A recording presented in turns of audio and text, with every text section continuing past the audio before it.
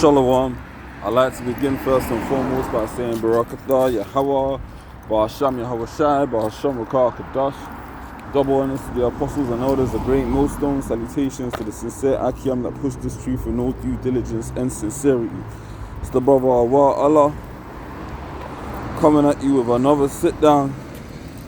And this is a walk and talk Salakia. And I just want to go into the topic of faith in Yahweh Ba'asham Yahweh Shai, man. Listen, when your back's up against the wall, when everything seems like it's going against you, the Lord will make a way for you if you maintain your faith in Him. Trust in the Lord Yahweh Ba'asham Yahweh Shai with all thy heart and lean not unto thy own understanding. In all thy ways acknowledge Him, He shall direct thy path, as is written in Proverbs. I'm a real life testimony of that, man.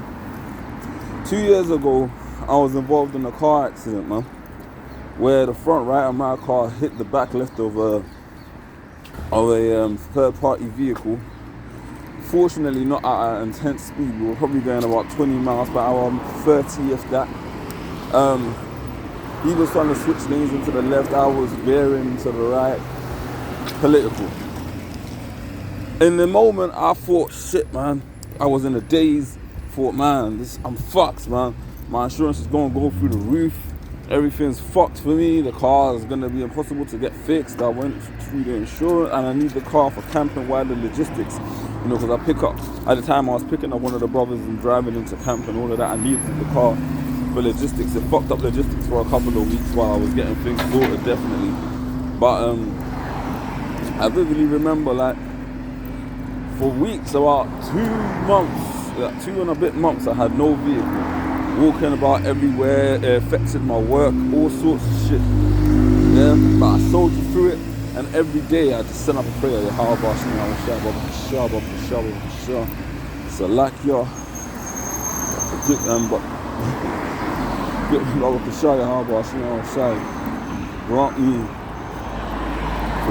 Grant me wisdom, grant me grace in this situation. Yeah, and ultimately, man, the Lord showed mercy, man. Let me get to it.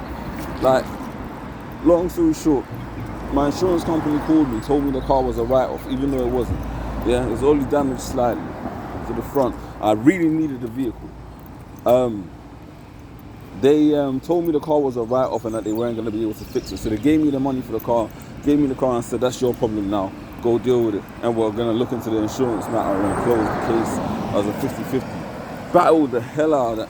Yeah, said fuck that, no you're not. Went through the claims handlers, got them to chase up the third party.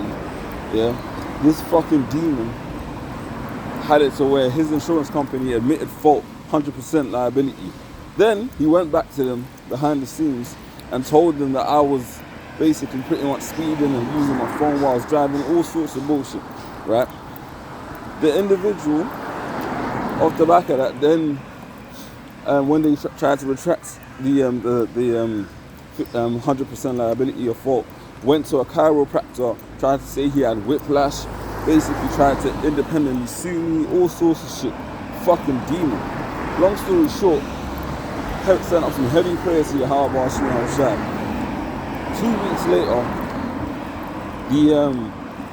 the law firm he'd instructed and the doctor or the medical professional both dropped his claims on false claims. He was trying to falsify whiplash. That knocked down his points a couple of pegs.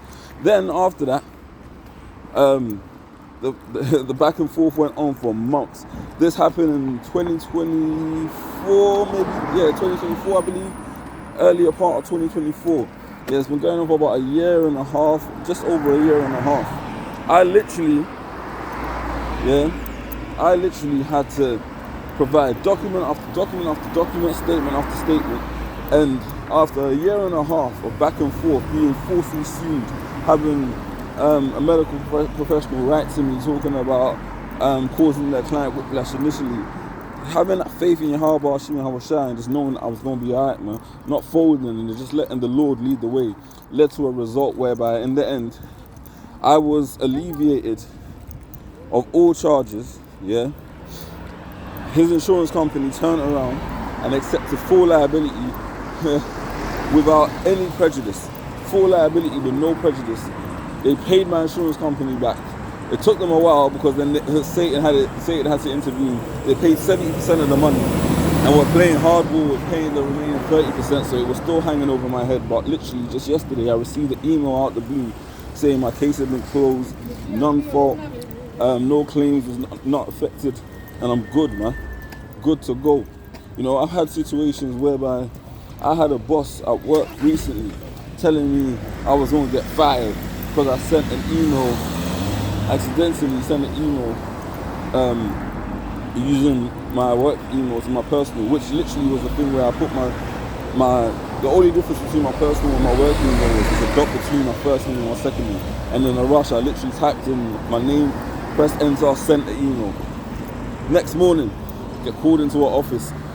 And of course, it's not proper protocol. It was a genuine mistake, and there was no real heavy sensitive data anyway.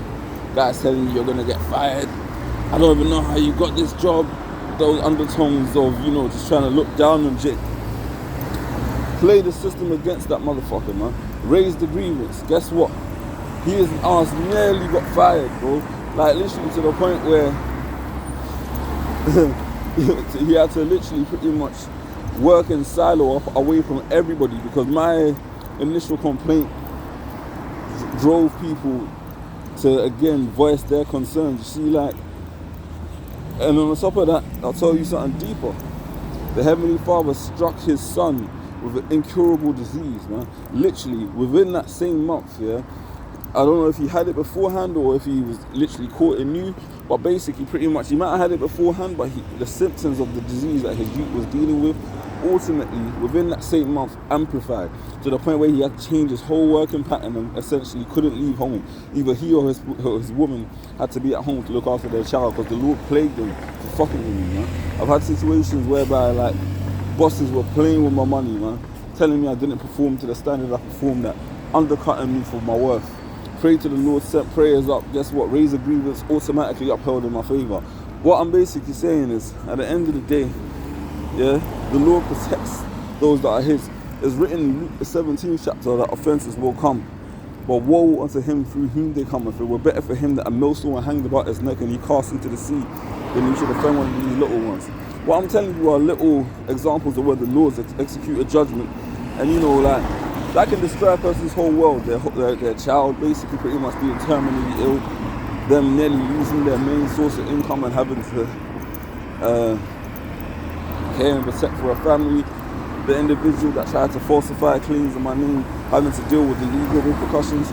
But ultimately, those are small little signs, man, that the Lord Yahweh is maintaining you, man. And I know brothers all have these different experiences, but it's all faith boosters. Some, especially when you're going through the fire at the time, when you're going through the tribulation, it's no pleasant thing, man.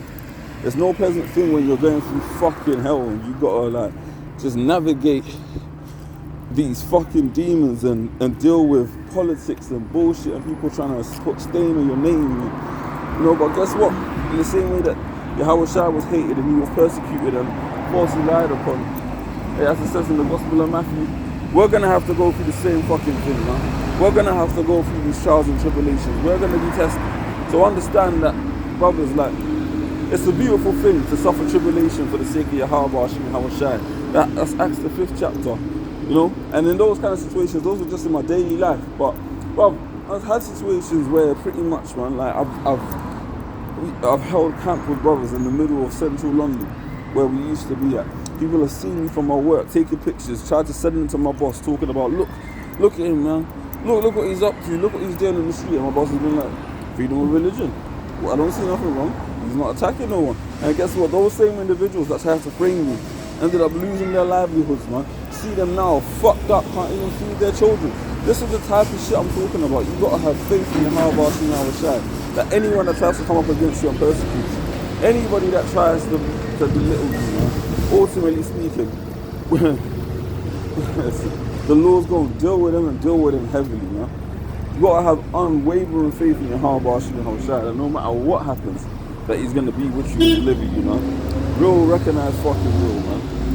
Alright? So, my message to brothers this morning is like, yo, listen. There's numerous different testimonies I could give. I could sit down and give you like a whole hour breakdown bit by bit of the different interventions the Lord made. But the point is that the Heavenly Father, Yahweh Bashim Hamshai, has been there for me. Because although I'm not perfect, I just do my best, man. I do my best. I have faith in the Lord, and Lord willing, my faith maintains me until the end, and I get to that reward, bro.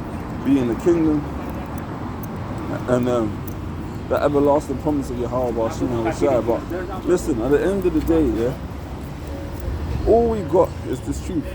All we got is Yahweh Bashim Hamshai, and that's more than enough, man. We're more than conquerors through him. He's the King of the universe, man. Understand that we serve the King of the universe. Do the work, have faith, be sincere, man. Be on fire for this thing, and the Lord will fight for you, man. Trust me. Confess the Lord before men, and he shall confess you before his Father which is in heaven. Sometimes you're going to catch L's, though. It's not always going to be deliverance. The Lord ain't a genie. He ain't just going to come and save you from every silly situation you end up in. You know, sometimes, man, brothers are simple sometimes, and sometimes the Lord will put you through a bit of the fire. But ultimately, there will be times when you will be delivered, especially when you're least expecting it. Read through the examples of great men in Hebrews, the 11th chapter. Read through how the Lord delivered Israel through the hands of the judges in the book of Judges in the Old Testament, man. Read through the exploits of our forefathers, man. Abraham, Isaac, and Jacob throughout the Torah, and you'll see that the Lord, man, when your back's against the wall, when Abraham had Sarah taken away from him, and the Lord just intervened and plagued the Pharaoh until he had to give Sarah back, when Moses and the Israelites were basically with their back towards the Gulf of Suez, and then their only option was either to walk towards Pharaoh's army or into the waters. The Lord split the waters for them. The Heavenly Father, Yahweh Bashim Hamshai, does miraculous works for his men, man. And he ain't going to let us falter as long as we maintain our faith in him. That's the message. Yeah? Have faith, and trust me, in ways that you're not even looking for it, the Lord will deliver you. Shalom.